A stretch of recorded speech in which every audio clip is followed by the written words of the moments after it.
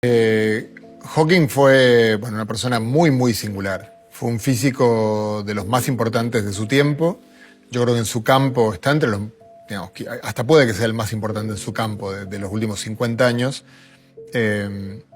Y al mismo tiempo tiene lo que todo el mundo conoce, porque lo hemos visto incluso hasta en dibujos animados, que es esta enfermedad que él tenía, neurodegenerativa, que muy joven se le diagnosticó.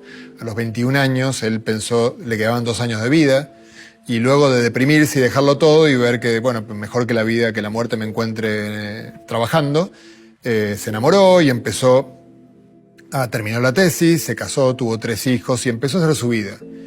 Claro, la enfermedad es degenerativa y fue empeorando, y se pasó muchos años de su vida en una silla de ruedas, pero completamente inmóvil e incluso con dificultades para comunicarse, porque tuvo una traqueotomía. Bueno, fue una situación muy complicada que nos muestra otra faceta de Hawking, que yo creo que es fascinante, incluso a pesar de que como científico sea enorme, que es la personalidad que tenía Hawking para sobreponerse a su enfermedad.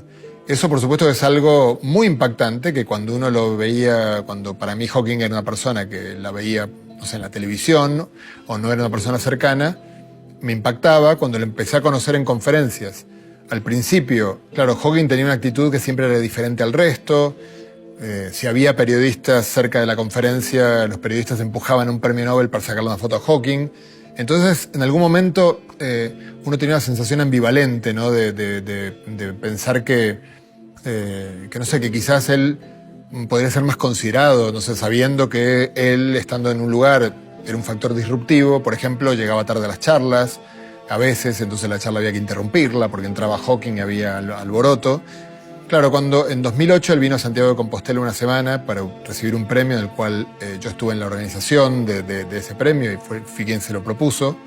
Y bueno, pasé una semana con él, casi todo el día, y claro, vi la historia del otro lado, ¿no? Que es algo que uno siempre, digamos, y creo que ya que lo estoy mencionando siempre, en muchas otras cosas uno debe siempre hacer el ejercicio cuando uno tiene una opinión de algo, de ponerse del otro lado un ratito.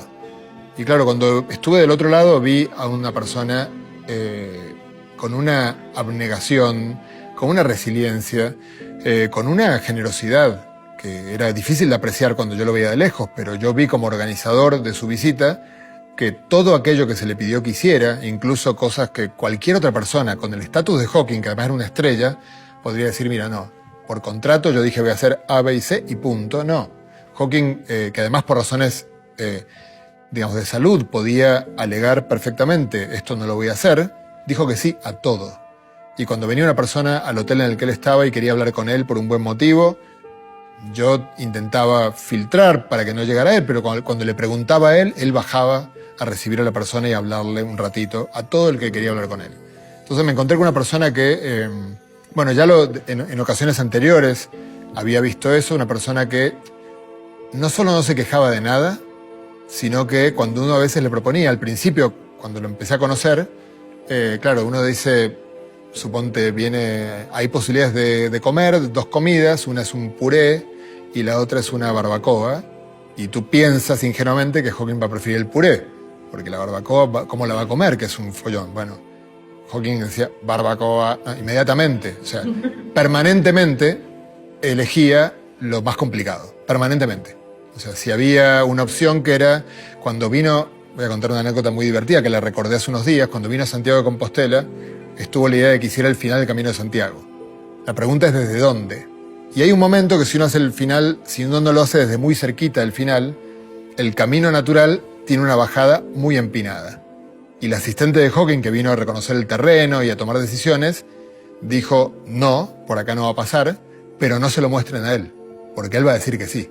Entonces tuvimos que no decirle nada a él y que él arranque de abajo sin decirle que se acaba de perder una rampa en la cual se iba a matar por la rampa, pero es que cuando él controlaba la silla de ruedas, toda la gente que lo conoció en esa época y que iba a Cambridge, era habitual ver a Hawking tirado en el césped porque iba a velocidades de vértigo con su silla de ruedas cuando él la controlaba y le daba igual y se caía y el resto lo tenían que recoger porque era Hawking. A pesar de que en Cambridge no se puede pisar el césped si no eres fellow del college, con lo cual generaba ciertas tensiones. Una persona con un sentido del humor maravilloso, con una vida muy complicada, ¿no? Evidentemente. Imagínense si ya es complicado ser una estrella, que los focos mediáticos están en ti, en la situación de él, que muchas cosas no dependían de él. O sea, al final en la práctica comunicarse con él era comunicarse siempre a través de otra persona, salvo que lo tuvieras de frente. Yo, después de la visita que él hizo a Santiago, tuve el privilegio de que él me invitara a su casa a cenar un día. Luego hicimos una entrevista que se puede encontrar por ahí, en una revista que dirigía otro que estuvo sentado aquí, Hernán Casiari. No sé, tuvimos una relación personal que fue algo así como una amistad moderada, porque también la diferencia de edad, más las dificultades de comunicación, no hacían fácil que fuera una amistad estrictamente. Pero bueno, tuve la oportunidad de estar en un cumpleaños suyo, al que él no fue, por cierto. No fue porque tuvo un tema, eso pasaba con él, temas de salud, de repente estaba gravísimo y a la semana siguiente estaba bien, pero cuando estaba gravísimo, estaba gravísimo. Y finalmente, bueno, lamentablemente la última vez que fui a Cambridge fue para su funeral.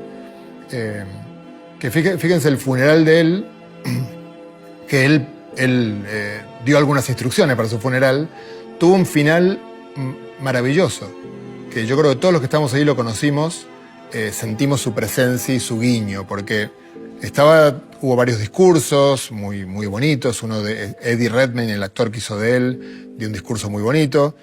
Y de repente está terminando todo y viene una especie de fraile, no sé exactamente qué cargo tiene, pero un fraile vestido casi como si fuera un personaje del Nombre de la Rosa, se sienta al piano y cuando todos esperábamos que tocara, bueno, yo al menos esperaba que tocara algún requiem, se pone a tocar el tema Fly Me to the Moon, que es un tema alegre y que evidentemente fue una elección de Hawking para su funeral, ¿no? Entonces fue una persona que se permitió bromear hasta después de muerto, una persona imprescindible, creo yo, en la historia moderna de la cultura.